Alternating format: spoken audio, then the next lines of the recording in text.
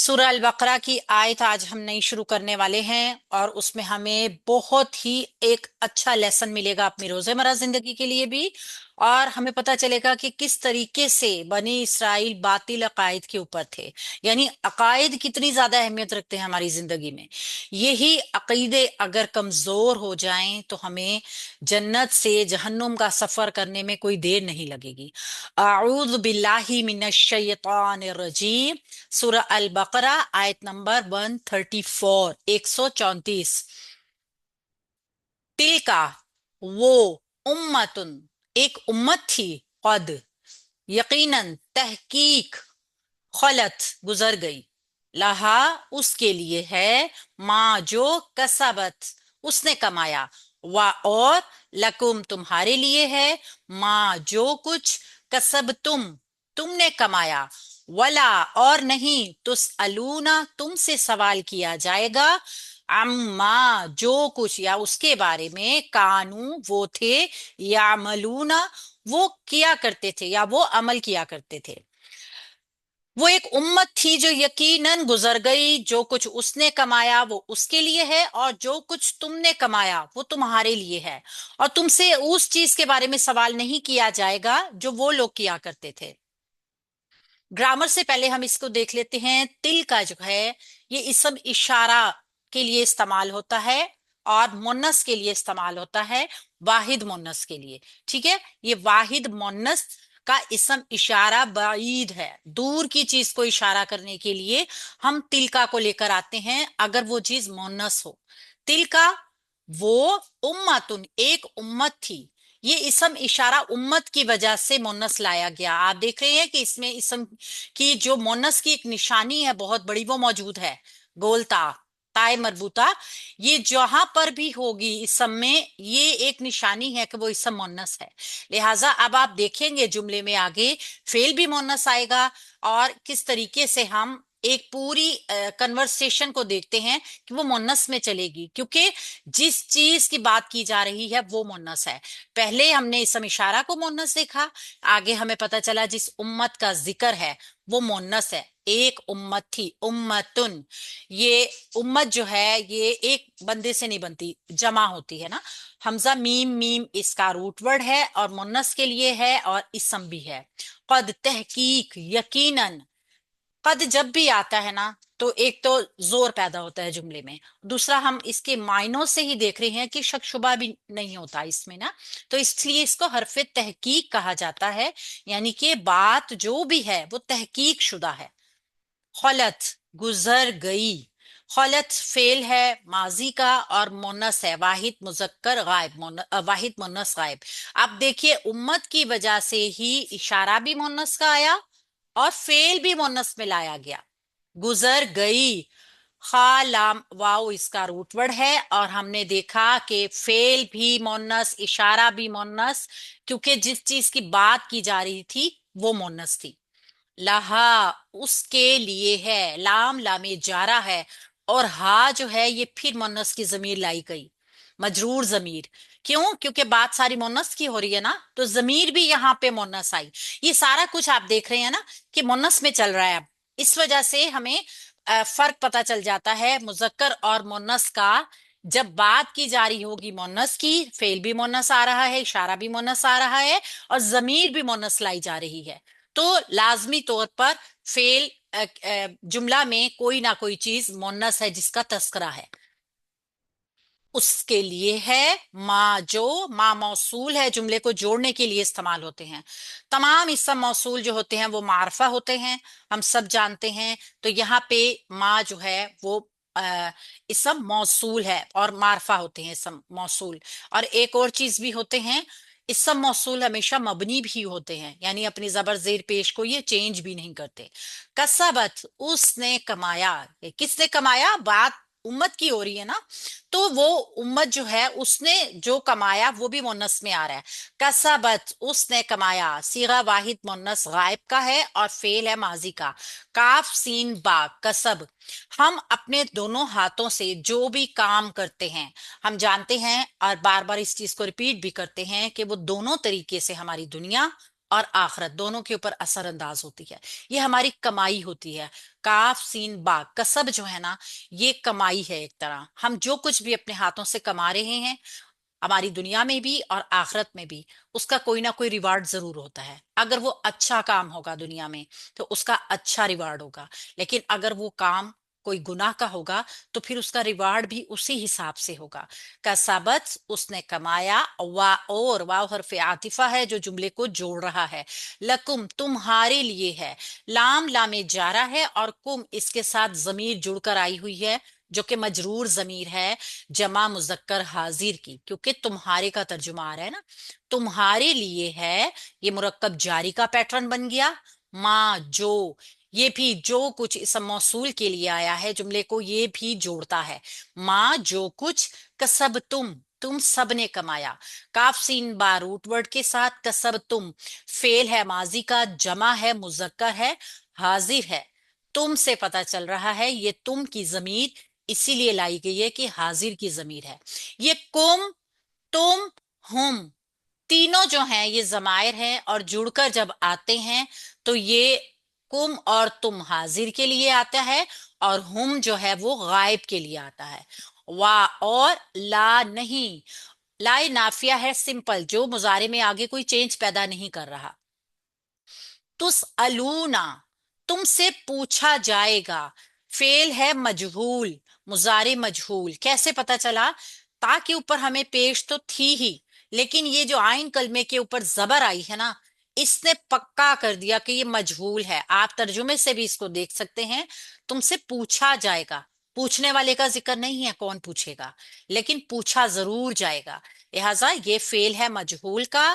سین حمزہ الف والا اور لام اس کا روٹ ورڈ ہے. تم سے پوچھا جائے گا فعل مضارع جمع مذکر حاضر. یہ تا شروع میں جو علامت مضارع ہے نا، یہ حاضر کے لیے آتی ہے، اور یہ جو تم کا ترجمہ یہی دے رہی ہے، یہ تا. اور واو نون جمع کی علامت ہے جو ہمیں بتا رہی ہے کہ زیادہ لوگوں سے یہ بات کی جا رہی ہے. تم سے پوچھا جائے گا اما، یہ ان اور پلس ما، یہ دو حرف جڑے ہوئے ہیں. ان بارے میں، ما جو یعنی جس چیز کے بارے میں. ان پلس ما، اما اس کے بارے میں. جو ان جو ہے حرف جر ہے اور ما جو ہے وہ موصول ہے، اور حرف جر اور موصول یہ دونوں یہاں پہ اکٹھے ہو کر نظر آ رہے ہیں. اس کا مطلب ہے ان جو ہے حرف جار ہے، اور ما جو ہے وہ مجرور ضمیر اس کے ساتھ ہو کر مرکب جاری کا پیٹرن بنا رہی ہے. ٹھیک ہے، ما مجرور ہوا ہے اس کی وجہ سے، ضمیر نہیں ہے سوری، موصول مجرور ہو گیا. کانو وہ سب تھے. فعل ماضی ناقص کاف واو نون کے ساتھ اس کا روٹ ورڈ اور واو الف آخر میں بتا رہی ہے کہ یہ جمع کے لیے ہے، تو یہ جمع مذکر غائب کے لیے ہے. وہ تھے، وہ سب تھے. فعل ماضی ناقص، فعل کوئی بھی ہو اگر وہ ناقص فعل ہے تو اس کے آپ یہ نشانی دیکھ سکتے ہیں کہ کام اس میں مکمل ہوتا ہوا نظر نہیں آئے گا. فعل کی ایک بہت بڑی علامت یہ ہے نا کہ اس میں وہ ایک مکمل جملہ فعلیہ ہوتا ہے، یعنی ایک ہی جملہ جو ہے پوری بات کو سمجھا دیتا ہے. اب آپ مثال دیکھیے، تسألونا یہ ایک مکمل فعل ہے. تم سے پوچھا جائے گا یعنی کہ بات ایک مکمل آ گئی. لیکن جو ناقص فعل ہوتے ہیں نا وہ بات مکمل نہیں سمجھاتے. دیکھیں وہ تھے، اب وہ تھے، وہ کون تھے، وہ کیا تھے، کن کا ذکر ہے، آپ کو یہاں کچھ نہیں پتا چل رہا، تو یہ ناقص فعل ہونے کی وجہ سے. کاف واو نون اس کا روٹ ورڈ ہے، یہ فعل ماضی ہے اور جمع مذکر غائب کا صیغہ ہے. یعملون وہ عمل کیا کرتے تھے. یا شروع میں وہ کے لیے اور واو نون آخر میں جمع کے لیے، اور آئین میم لام اس کا روٹ ورڈ عمل کرنا، کام کرنا. ٹھیک ہے، کوئی بھی رد عمل، ہم کہتے ہیں نا ہر ایک عمل کا رد عمل ہے، تو یہ وہ والا عمل ہے، یعنی جب ہم کوئی کام کرتے ہیں. فعل ہے مضارع کا اور واحد جمع ہے مذکر ہے اور غائب کا صیغہ ہے. یہاں پہ ہم نے دیکھا کہ ایک امت کا ذکر ہے. کون سی امت؟ جو گزر چکی. اللہ تعالیٰ نے یہاں پہ اس آیت کے سلسلے میں یہ دو مرتبہ بیان کیا ہے یہاں پہ، یعنی چند ہی آیات کے بعد بھی آپ کو پارے کے اختتام پہ بھی یہ آیات دوبارہ ریپیٹ ہوتے ہوئے نظر آئیں گی. کیونکہ اس کی وجہ یہ ہے کہ یہ پورا ایک نچوڑ ہے، یہ خلاصہ بحث ہوتی ہے نا، یعنی جس چیز کے اوپر ساری بحث کی جا رہی ہے یہ وہ آیات ہے. تو یہ یہاں پر بھی ہیں اور ابھی تھوڑا سا آگے جا کے بھی ہمیں یہ آیات نظر آئیں گی. تو اس کی وجہ جو ہے یہ مخاطب کو بھی سامنے رکھنا اس کا مقصد بھی ہے. یعنی بتانا کیا ہے کہ تمہارا سارا فخر بنی اسرائیل کو خطاب ہے نا، تمہارا سارا فخر اعتماد اپنے باپ دادا کے اوپر ہے.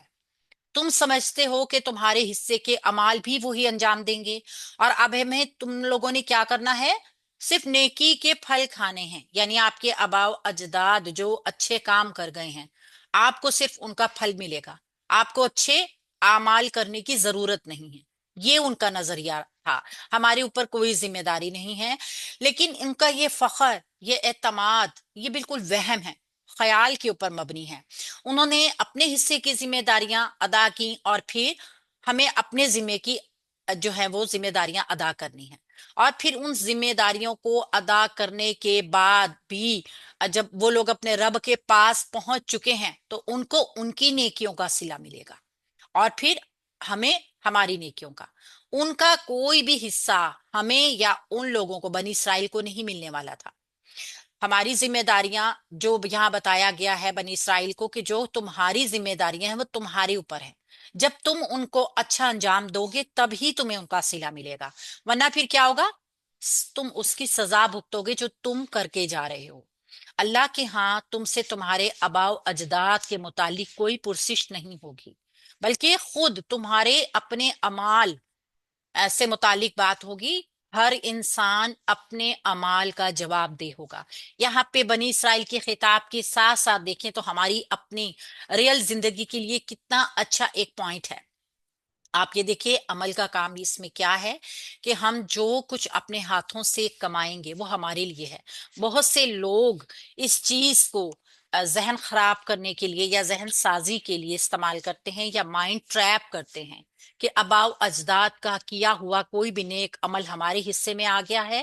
ہمارے آباء و اجداد بہت کوئی ولی تھے، کوئی بزرگ تھے، کوئی نیک آدمی تھے، لہٰذا اب ہمیں کچھ کرنے کی ضرورت نہیں ہے کیونکہ ان کا عمل ہمارے کھاتے میں آ گیا ہے نا. تو اس لیے ہم اب ایسے ہو گئے ہیں کہ ان کے کیے کا پھل بیٹھ کر کھائیں گے. یہ ایک باطل عقیدہ، قرآن اس کی نفی کر رہا ہے. کسی کو کام نہیں آئے گا اس کے بزرگ کیا کام کر کے گئے. انہوں نے اپنے اعمال کا جواب دینا ہے اور ہم نے اپنے اعمال کا جواب دینا ہے. تو اگر کوئی بھی انسان اس باطل عقیدے کے اوپر یقین رکھتا ہے کہ آباء و اجداد کا کیا ہوا پھل کسی کے کام آ سکتا ہے، تو اس کو قرآن کی اس آیت کو اچھی طرح پڑھنا چاہیے، جس میں انتہائی آسان الفاظ میں لکھا گیا ہے کہ تمہارے لیے جو کچھ ہے تم نے کمایا، تم سے سوال نہیں پوچھا جائے گا کہ وہ کیا عمل کر کے گئے تھے، یعنی اچھا کر کے گئے یا برا کر کے گئے، ان سے ان کی پرسش ہوگی. لیکن تم لوگ جو کرو گے، اپنے ہاتھوں سے جو کمائی کرو گے، پھر تم نے بالآخر اللہ کے ہاں اس کا جواب دینا ہے. یہ جواب دہی کا جو ایک یہاں پہ دکھایا گیا ہے نا، وہ بہت واضح ہے.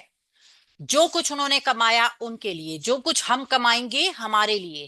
کسی بھی انسان سے کسی دوسرے انسان کے عمل کا جواب نہیں لیا جائے گا. بعض اوقات یہ کہتے ہیں کہ اگر گناہ والدین کرے تو ان کی اولادوں کو بھگتنا پڑتا ہے. تو یہاں پہ قرآن اس چیز کی بھی نفی کر رہا ہے. جو کچھ تم نے کمایا تمہارے لیے، جو کچھ وہ کما کر گئے وہ ان کے لیے. کیونکہ اللہ تعالیٰ جو ہے وہ بہت زیادہ انصاف کرنے والے ہیں. اللہ تعالیٰ کبھی بھی کسی کے کیے کی سزا کسی دوسرے کو دینے والے نہیں ہیں. ہر انسان اپنے ہی اعمال کو بھگتتا ہے. یہ ضرور ہوتا ہے کہ نیک اعمال اپنے والدین کے لیے جو ہیں وہ بچوں کے لیے صدقہ جاریہ بنتے ہیں. اپنے والدین کے لیے ہر طرح کی ہم اچھی دعائیں جو مانگے وہ ان کے لیے صدقہ جاریہ بنتا ہے. اپنے بچوں کے لیے بھی مانگے. لیکن اگر ہم یہ سوچیں کہ ہمارے بڑوں کا کوئی نیک عمل ہمارے حصے میں آ کے ہمیں بخشوا دے گا، تو یہ بالکل باطل ہے، بالکل باطل عقیدہ ہے. قرآن اس کی نفی کر رہا ہے.